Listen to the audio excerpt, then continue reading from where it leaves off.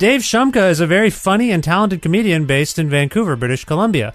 A colleague of mine from our days working together at CBC Radio, Dave co-hosts the long-running and popular show Stop Podcasting Yourself with his friend and fellow comedian Graham Clark. Dave recently launched a new short-run podcast called This Sounds Serious, which is a sharp and genuinely compelling, serialized true crime parody that is wrapping up after 8 episodes. Just ahead of that, Dave and I caught up for a conversation about podcasting in the modern age, comedy in the modern age, living in Vancouver in the modern age, franchising a Wendys restaurant in the modern age, and many more contemporary topics. With in-kind support from Pizza Trokadero, The Bookshelf, and Planet Bean Coffee in Guelph, Grandad's Donuts in Hamilton, and Planet of Sound locations in Ottawa and Toronto, and of course, flexible monthly pledges by listeners like you at patreon.com/Creative Control. This is the 401st episode of Creative Control, featuring Dave Shumka, with your host, me, Vish Khanna.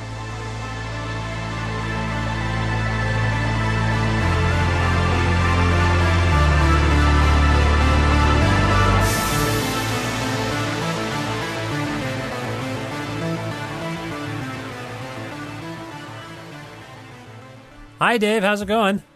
Good, thanks. How are you, Vish? I'm well. It's nice to speak with you. It's been years since we've spoken, I think. It has been. I don't know why so much time has elapsed between conversations, but it's nice to have you on my show. It's nice to have you here. And where are you in the world today? I'm in my home in Vancouver, British Columbia, Canada. Nice. How are things in Vancouver? Just great. We're starting off our January. Yes. The weather is always a point of contention for some people in Vancouver. What does January mean exactly? It's sort of summer, but there's not snow, is there? Oh yeah, we're under a big blanket of snow. No, it's just it started getting warmer and then it stopped getting warmer. Right. Yeah. It's the way that city is. Now, how long have you lived in Vancouver? My entire life. You're from? Except for okay, I didn't know that. Except for college, I lived in Victoria, British Columbia. So you're a British Columbia guy. You like it there? Yeah, I do. I'm not just trapped here. Now, I heard tell from one of your podcasts, because you have at least 2 that I know of. What are the 2 podcasts again? At the moment, my 2 podcasts are Stop Podcasting Yourself and This Sounds Serious. That's correct. So on Stop Podcasting Yourself, there was the recent news revelation that the Wendys in Vancouver was shutting down. Is that true? It is true, although it has been pointed out to me that there is another Wendys in Vancouver, but it's a little remote. But there is the one closest to downtown is closing, and so now there's only one left in Vancouver, and it's way at the south side of town, far from downtown. Now, this impacts you personally a little bit, doesn't it? Oh, yeah. Well, I'm a big Wendys head from way back. That's what it impacts me in the sense that if I ever want fast food, I somehow feel like I'm above McDonald's. Yes. And Wendys is like, I know it's not, but in my mind, it feels like the healthy option because their food hasn't been frozen. Yeah, and the salads are okay. My son and I have this debate all the time. He's always teasing me because I refuse to take them. He's never been to McDonald's. He thinks it's evil because of me, but we will go to Wendys and A&W, and he's just starting to be like, well, wait a minute. Why are we able to go to these places but not that place? And I don't have a solid answer. I didn't go with the frozen burger thing. I probably should. Yeah, it's marketing, I think. It's marketing. We go to these places because we believe what they tell us, and somehow we're conditioned to think that McDonald's is worse. It's true. It's absolutely true. Well, anyway, that's something I learned from, I believe, the most up till now. You and I are speaking. That's the most recent episode of Stop Podcasting Yourself, and that's the kind of hard-hitting news we give you. It was a letter, wasn't it? Wasn't it a listener? A listener tweeted at me and said, Dave, there's going to be no more Wendys in town, and there's still 15 A&Ws. What are you going to do about it? And what are you going to do about it? Are you going to be okay? I don't know. I'm going to be okay. I think they're going to just have to open another Wendys. This town, it's people make people will kind of eulogize these restaurants that go under because more condos need to be built. But no one's going to eulogize the Wendys, and I feel like that's what I'm here for. Is there going to be a condo where that Wendys once stood? There's going to be condos everywhere. It's not it's nothing new, but people get upset if it's like some our favorite cafe is closing down and it was a family owned thing. Well, Wendy's is kind of a family-owned thing too. Absolutely, Wendy's was named after Wendy, Dave Thomas's kid. Yeah, I think. I don't know. Yeah, that's right. Is that right? Did I get that right? Yeah. Every time I have someone from Vancouver on the show, we inevitably start talking about things like condos and real estate. That seems to be the news that we get eastward. Has this been blown out of proportion? Is the real estate thing really a big thing in Vancouver? Is it a big deal? Is it a problem? Yeah. It's totally a problem. Everyone I know is like constantly worried about being evicted, about having to leave town. It's like a news story on the local news about real estate every day. Some new loophole, some new hoop people have to jump through. So yeah, no, it is definitely not just a cliche. It is we live and breathe it.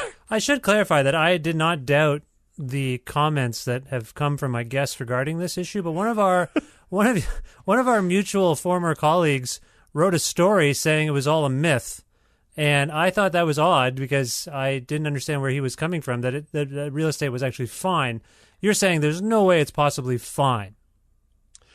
No, it's not fine. Okay, it's a big problem. It's a big problem, especially for I would think people you talk to, like creative people and people in the arts. It's people who don't have a ton of money coming in. It's very hard, especially for like venues, to stay open. Yeah, and especially independent venues that aren't necessarily bars. So it's definitely something that worries the people in the circles that I run in. Yeah, and are you yourself worried? Have you contemplated skipping town? No, I'm fine. You're okay. Okay, good. No, I'm just checking. You never know. You said it yourself. You're one of the creative people I might be talking to. So you're doing fine. You're doing just fine. I'm one of the very lucky ones. Okay. All right. Well, I am thrilled to have you on the show to talk about this latest podcast. We'll get into different things, I'm sure, but This Sounds Serious is remarkable. I've been enjoying it immensely. And while I have a sense of where it came from and what you're satirizing, can you, for people who haven't heard the show, can you contextualize This Sounds Serious for us?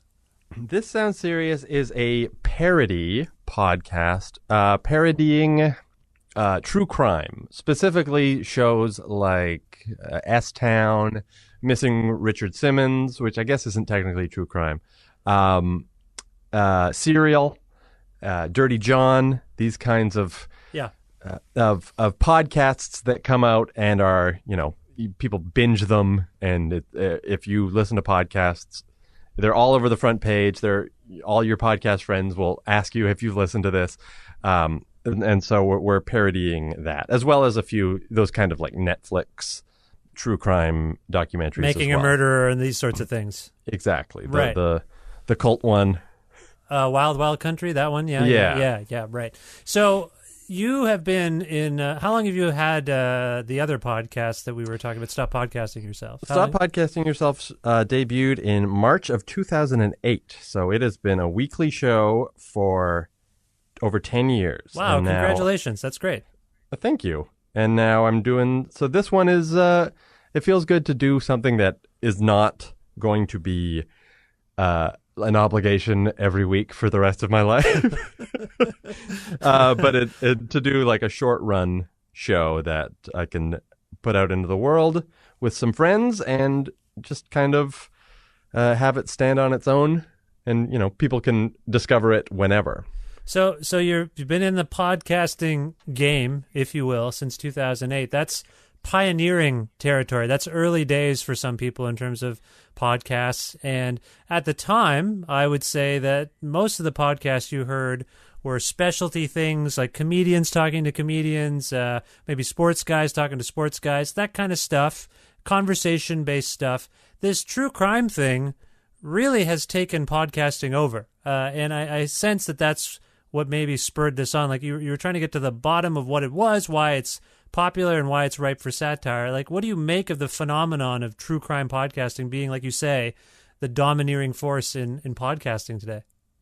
I get it. Like, because we started our show 10 years ago with no concept, and we didn't even realize that was a mistake. We didn't even realize you should have some kind of concept to hook people, other than just being like available once a week.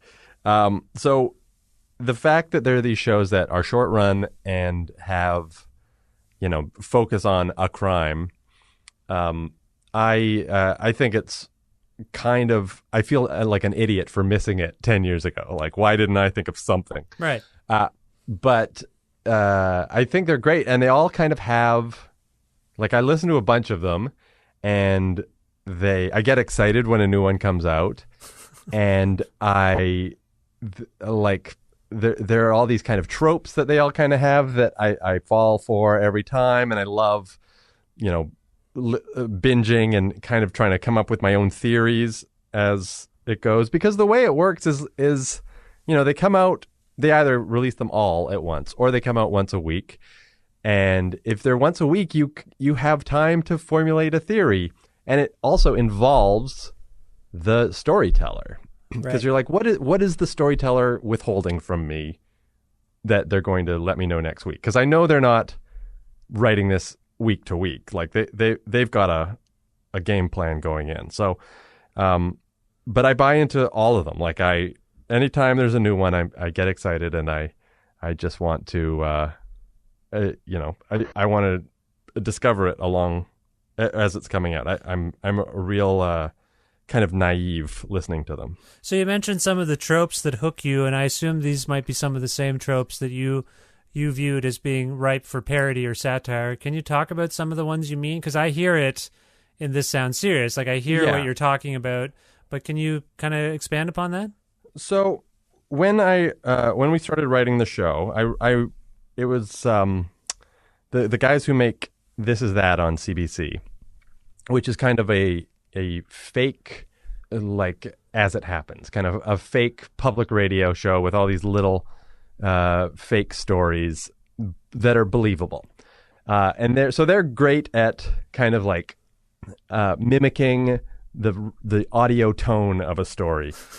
And so the four of us got together, and we kind of went through what we wanted to cover in an 8-part true crime show. What do we want to have? So there are certain things that appear in shows, like when the host of a show gets too emotionally invested. Right. This happened in Serial, where you're like, is Sarah Koenig in love with Adnan? Like, is there something going on we need to know about? And so we kind of have a little bit of that in This Sounds Serious. There's also things like when a cliffhanger at the end of an episode, when they just get a phone call from someone, maybe it's the inmate in the prison who they're talking about. That happened on Atlanta Monster. Or maybe it's just a listener who's like, you're missing something. I know this case. Yeah. Here's what you need to follow. So that's one of the tropes. We tried to have one episode that at least addressed one of these, or every episode at least addresses one of these things. We have an episode that's all about a cult, because there's usually some kind of, not usually, but that's something people are obsessed with along with true crime. So we have one episode about a cult, and we have, we have one that's pretty easily a spoof of S-Town, where, I mean, the whole show, our whole show is, I think, more closely related to S-Town than any other of these shows, because we're comedy people, mm-hmm. and we want to follow a character around. We're not necessarily, we've never written a murder mystery before. we can throw in things that we think are interesting, but we want to be able to tell whatever the story is. We want to be able to tell it in a compelling and funny way. So, I think S-Town was sort of the blueprint for that, because it's just about this one crazy character. Right. Now, you mentioned that this is that, co-conspirators, I suppose. Do you mind just naming them and maybe describing everyone's role? I'm just curious. I'll describe their complexions as well. Yes, please do. And they're sartorially, what do they look like? Yeah, go for it. Well, the two main voices on This Is That, and the stars are the Peter Oldring and Pat Kelly, and the two of them do quite a few of the voices on This Sounds Serious as well. Peter Oldring is the main, the murder victim and his twin brother. Daniel Bronstadt.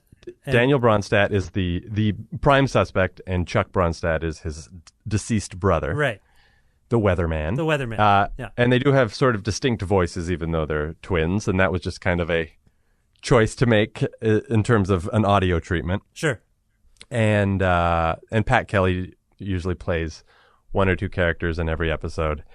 And Chris Kelly is the third member of the team, and he is the producer, and he's just a complete audio genius, and can, we get a lot of people who believe it's a real show, mostly because of his ability to treat the audio in such a way that it's compelling and believable.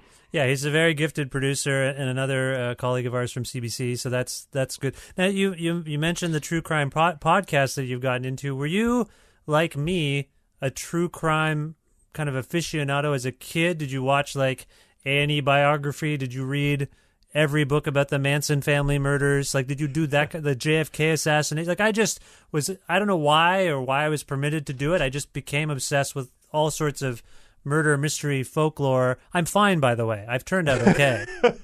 But I would immerse myself in those worlds, and I found them quite fascinating. Were you like that? I don't think I was quite so immersed, but I definitely, like everyone, growing up in the 90s, there was all those cults. There was the Waco, Texas thing, and I was 12 when that happened, and I thought it was super interesting. Yeah.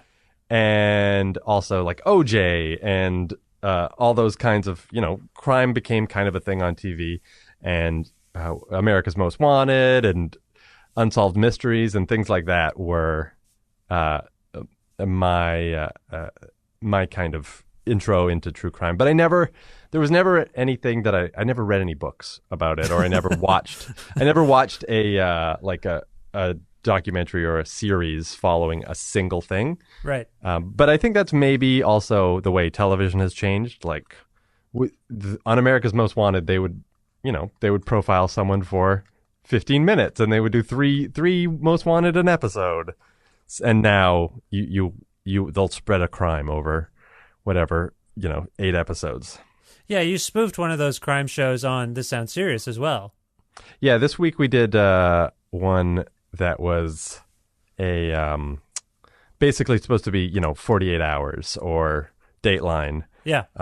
Called Last Known Whereabouts. Right. That was a really, one of those sort of things that they would just show marathons of on the weekend on A&E, and you're like, oh yeah.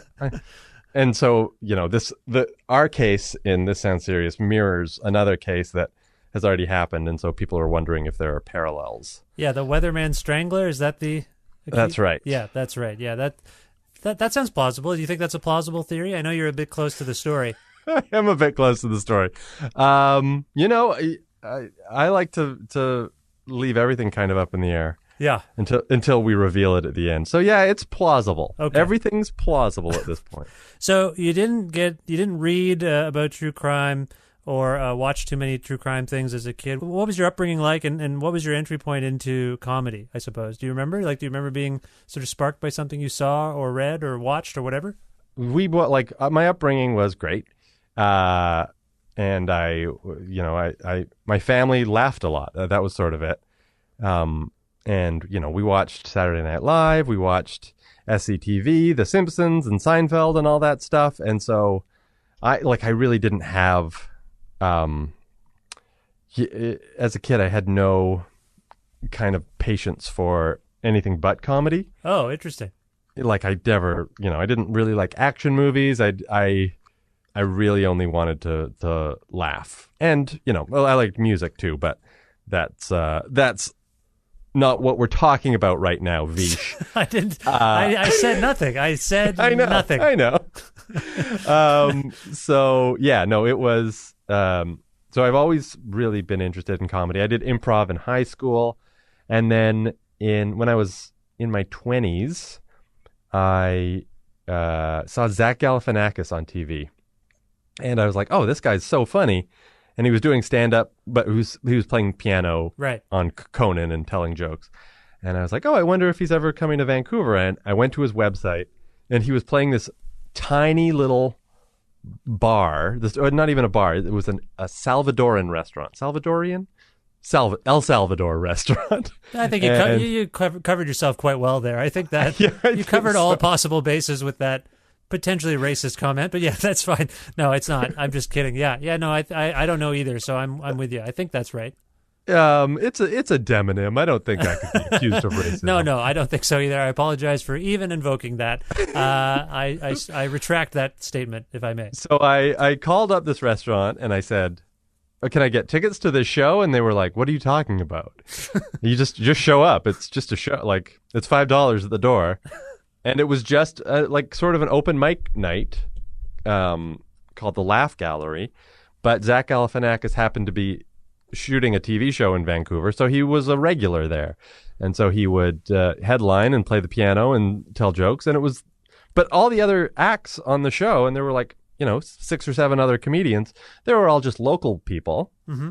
Nobody I had ever heard of. And so I went to that a few times, and it occurred to me, how great is it that you can just be nobody and be on the same show as a guy like Zach Galifianakis. Right. And so I was like, well, I've kind of always been into comedy, and you watch stand up, and it's just a guy's thoughts. You thought, oh, I could, I have thoughts.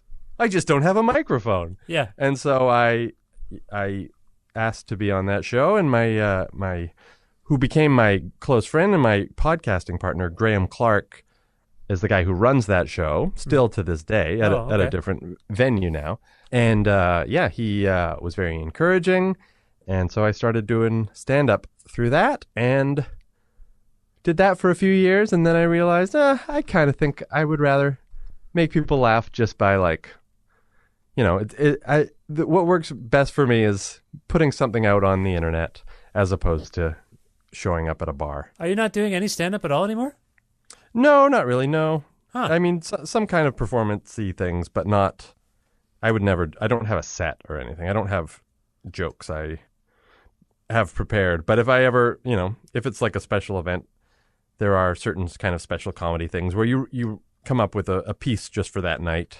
Yeah. And I'll do that from time to time. Well, when we worked at CBC Radio together, I was always struck by you because I thought you were very funny and extremely funny. And I thought the writing that you came up with for these radio things that we would work on sort of together, I guess. Not really. You were, as I recall, our main interactions where you were filling in on a show that was normally produced in Toronto, and then I would take everything you did and kind of put it together. That's pretty much it. But I remember distinctly laughing at everything you came up with. And a lot of it incorporated music and because it was a music show. And I guess I'm curious, like you describe your trajectory, how yawning was the gap between I'm going to go to this open mic thing and I'm going to write some stuff down and then I'm going to go get on stage and perform it?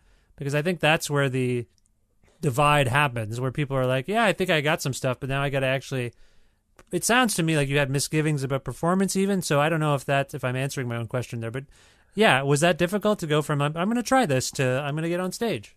Yeah, sort of. Like it is kind of like I definitely had to, convince myself. It's not for everyone, and it ultimately wasn't for me, but it's the kind of thing like people write our podcast all the time and ask like, oh, how do I get into doing stand-up? Yeah. And it's just like I mean, many people have given this advice, but you have to just be prepared to fail in front of strangers for years. Yeah. You'll have a good set and then you'll have 5 bad sets, and you just have to keep going because nobody is good right away. Mm-hmm.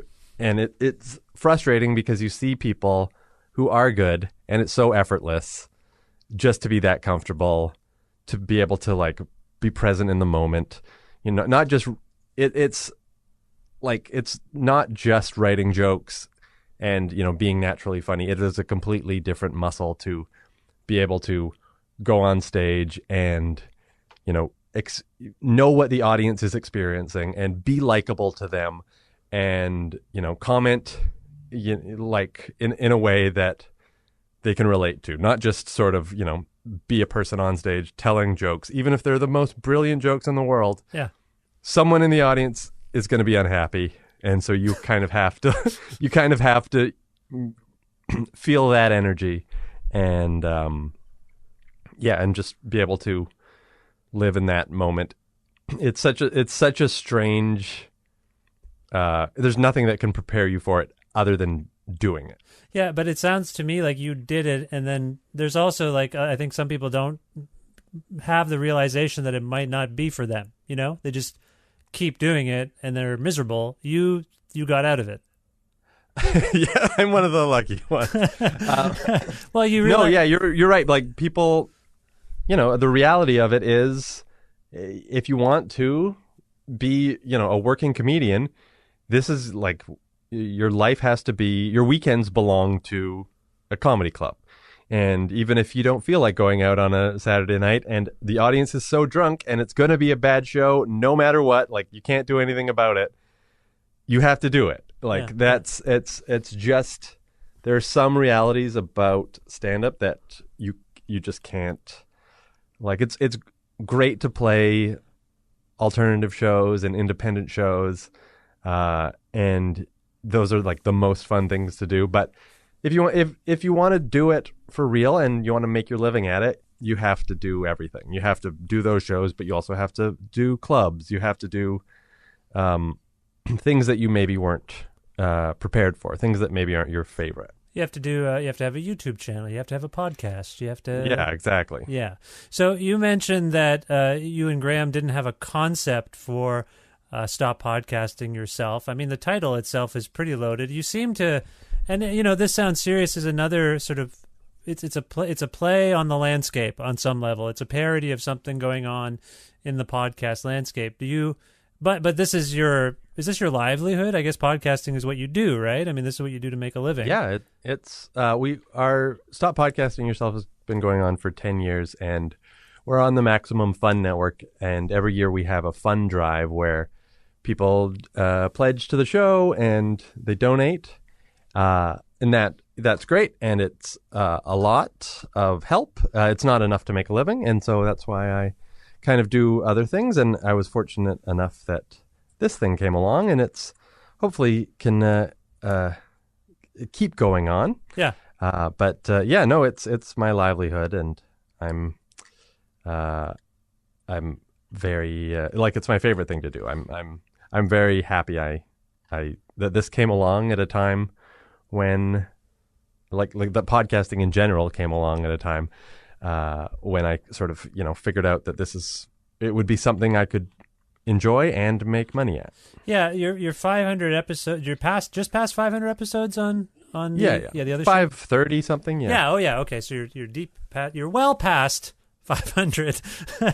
I'm just trying to do math on the fly, and apparently I'm not good at it. So you did make a comment earlier though that I found intriguing, because I go through it myself with my show, which is you made this in reference to This Sounds Serious, like, I wanted to do something that is short run that I don't have to do every week for the rest of my life. Yeah. It feels like the people making these kinds of shows, these weekly, feeding this beast weekly, I mean, I know for me there are times where I'm like, why am I doing this? Do you have this doubt? A little bit, but I mean, I mean, honestly, it would be great if I could make a living doing that one show. Like, it is the thing that is, I get together with a friend and a guest, and we just make each other laugh for 90 minutes. So like there's nothing better than that, and more kind of straightforward, and it's not an obligation really. It's just it's something that I would miss it if it were gone, but it's like the idea of having to is because the show has no concept. It's just talking, us, right? Yeah, we're just talking and we're trying to make each other laugh. And so this is a point I want to raise here and interject with, because I also have primarily a talking show, and to break things up for myself at some point, I decided to make a couple of documentaries. I tried to do some track-by-track things with people so that we were talking, but it was more focused, and that turned out to be, Dave, that turned out to be a lot of work, a lot more work than just talking to people. But there was part of me that's like, there's all these just people talking to each other. There must be some other way of doing things. And now you've got this Sounds Serious, which is this other side of podcasting, right? Like it's not just people talking. It is but it's a lot more work. So I guess I wonder if This Sounds Serious has altered your perception of what can be done in the medium. Sure. But like the idea of because we always, since our show, our Stop Podcasting Yourself has no concept, and we've seen so many great concepts crop up. We always have the idea of like, let's come up with a second show, but we don't want it to go on forever. So yeah, I mean, it's great to have a show that goes on forever, but I wouldn't want to have two of them. It's kind of how I feel about my children.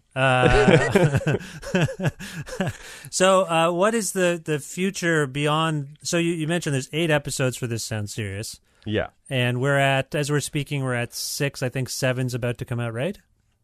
Yeah, 6 just came out the day we're recording this. Right, right. So 7's coming out. What can you tell us about what's to come? Can you tell us anything at this point? Is there some glimmer of, for those who have been following the show as dedicated a manner as I have been, I just want to know what's coming up. Well, episodes 7 and 8 are coming up.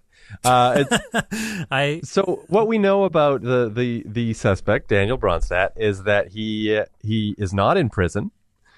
So in the next episode, he will be on trial, and we will find out why he's not in prison. And then episode 8 will be a lot of fun. Okay. Revelatory in some way. We will learn maybe what happened. Yeah. And it'll be, I think there's some pretty good comedic twists as well that are, that kind of play on the, what do you really want out of these shows? Yeah, I mean, yeah, that's a good point. And you mentioned the crew you've been working on the show with primarily, but you do have some very, gifted guest stars, right? Yeah, we've had Paul F. Tompkins on, who people know from every podcast. We've had, today we had Lauren Ash she's on Superstore on NBC. Yeah. And she played this kind of, someone who has a different kind of murder podcast. Someone who just has like one of these kind of true crime shows that's just for fans. Yeah, that was a bit odd. Yeah, but those shows exist. Right.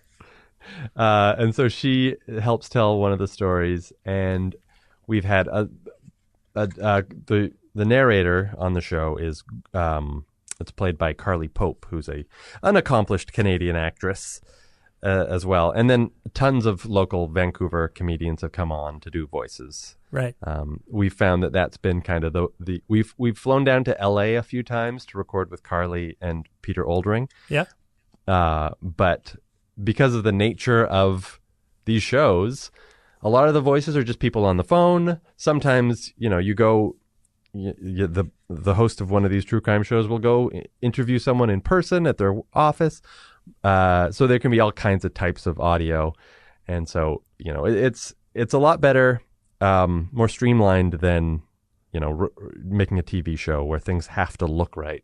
You just have to, there can be a reason someone's voice sounds a little strange, and that's because we had to lower the pitch so they don't sound too much like the other character they're playing. Right. So you mentioned that this is finite. It's an 8-episode run, but do you have your eye on like obviously this experience? It sounds like it was a fun one for everyone involved. Do you have your eye on something else in this vein, like something else you can kind of satirize or make fun of? Yeah, we have a few. We've decided, like when we started this up, we had a few different names for it. Like before we came out with it, we didn't know what we were going to call the show. And it was Pat Kelly's idea to call it This Sounds Serious because it's, it's supposed to sound like a serious show, but it's not. And then you can just call it This Sounds Serious Season 1. And so it's basically the format that the guys from This Is That have perfected of sounding like a serious thing. Yeah. It's so repeatable. So we have ideas for Season 2 and 3 and 4. We don't know what's what yet, but we definitely see the response has been so good to this that we definitely want to do it again. Okay, that's what I was getting at. That's excellent. That's great. And what about stop podcasting yourself? I did hear that you're coming to Ontario for some couple of shows, right? Yeah, we are coming to Ottawa on June 28th and Toronto on June 30th. So we try to come to Toronto at least once a year because that's, other than Vancouver, that's basically where our second biggest audience is. Right. And so do you have a sense of what is going to happen at these shows yet? The guests and the venues and things like that? Well, the venue is in Toronto is the Harbourfront Centre, which is in the Harbourfront. It's in the center of it, I believe. That's correct. Yeah, I believe so. Yeah. And it is, we have a couple surprise guests. Just, every time we go, we get some of our, like so many Toronto comedians come through Vancouver that so many of them have become favorites on our show. Yeah. So we try to get a couple to put on. And yeah, I think it's just honestly, it's mostly a chance for, I feel like people show up just so they can meet us afterwards. Right. Because the live show is kind of, 90% is similar, not like it resembles a taped show very much. It's not like when you listen to WTF and it's all serious and then they do a live WTF with 5 comedians on stage. Ours is sort of the same tone regardless. You see a lot of, white guys with beards and glasses who have dragged their girlfriends. That seems to be the vibe. Right. Okay. And in Ottawa, do you know the venue in Ottawa? In Ottawa, we are playing St. Brigid's Centre, the Kildare Room. Oh, okay, cool.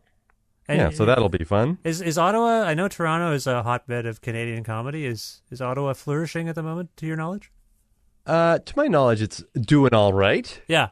You have friends there. Yeah, we have friends there. We definitely have people we can have on the show. Okay. Which is not true of every place we've played. And sometimes it's strange, or you get booked as part of a festival and you literally can only choose other people who are booked on that festival and you don't know any of them. Yeah, so exactly. Yeah. It's a little tricky. And is there anything else that you're working on that is worth mentioning? I know you do lots of different things. Anything you want to mention? No, I think those are the big two. Yeah, just the ongoing podcast and the short run podcast. Okay, and where can people learn more about you on the computers and the phones and whatnot? They can follow me on Twitter at Dave Shumka. That's probably your best bet. You're very funny on the Twitter, Dave. Thanks, Vish. Very admirable to watch. You just had a very funny tweet about comedian Jerry Seinfeld the other day, which I was not expecting. Did you get some flack for that? Well, I don't think it was very funny. It was. Well, I guess it was more disturbing, but yeah, I didn't know. I saw your tweet, which for those who didn't see it was basically. Do you want to actually do it justice? I don't want to paraphrase. I don't remember the wording of it, but it was, hey, does anyone remember when Jerry Seinfeld was 38 and dating a 17-year-old? Yeah, so that prompted me to be like, did Jerry Seinfeld end up in the news for something? And then I looked at it and it didn't seem, I think you just randomly had that thought. Is that right? I was sort of thinking about the Me Too movement and who's next?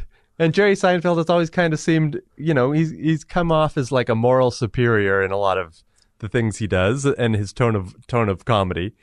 But he's I just didn't want people to forget that.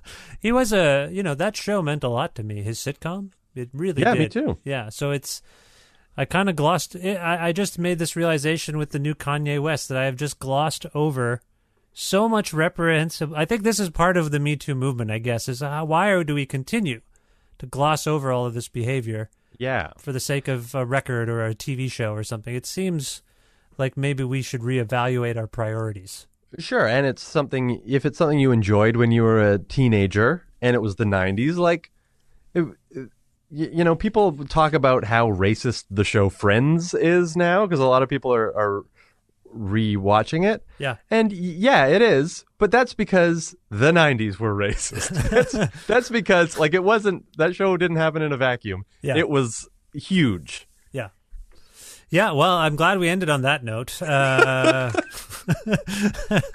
So again, at Dave Shumka, the shows are This Sounds Serious, Stop Podcasting Yourself, available on all of your podcasting platforms. Dave, it was nice to reconnect, and I hope we talk soon, and best of luck with everything going forward. Thanks, you too. It's great to talk to you again.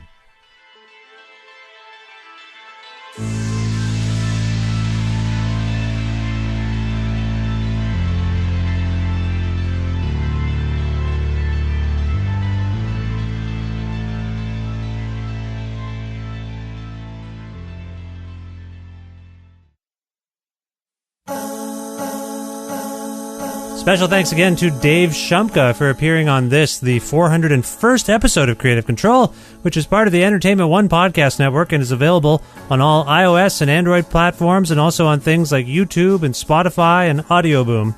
If you can't find an episode that you're looking for some reason, or if you wish to learn more about me and sign up for my regularly scheduled newsletter, please visit vishkhanna.com. You can like Creative Control on Facebook. You can follow us on Twitter at VishCreative, or follow me at Vishkhanna. Listen to a radio show version of Creative Control on Wednesdays at noon Eastern Standard Time, around the world at CFRU.ca, or on an actual radio at 93.3 FM if you're in or near Guelph. Also, please consider visiting patreon.com/Creative Control to make a flexible monthly donation to keep this podcast running. And if I can help you in exchange, if I can send you a t-shirt or some kind of gift, a show of gratitude, send me a message on Patreon and let's work something out. I'd like to thank some of the in-kind sponsors of this show. Again, Pizza Trokadero, The Bookshelf, and Planet Bean Coffee in Guelph, Grandad's Donuts in Hamilton, and Planet of Sound in Toronto and Ottawa for sponsoring the show in their own special ways. I'd like to thank Jim Guthrie for letting me use the instrumental version of The Rest Is Yet to Come to end this show each and every week. Visit jimguthrie.org for more information about Jim. And to you, finally, last but not least, thanks for listening to this episode. Thanks for listening to other episodes and downloading the episodes. That's a big help. So thanks for doing that and subscribing to the show. Please subscribe to the show. If you haven't subscribed, please subscribe to the show. Leave a nice rating and review. All of that stuff seems to help the show gain more ears and all that stuff. And that would be nice. It's not necessary, but it's nice. That's all I can say. All right, I will talk to you very, very soon. Goodbye for now.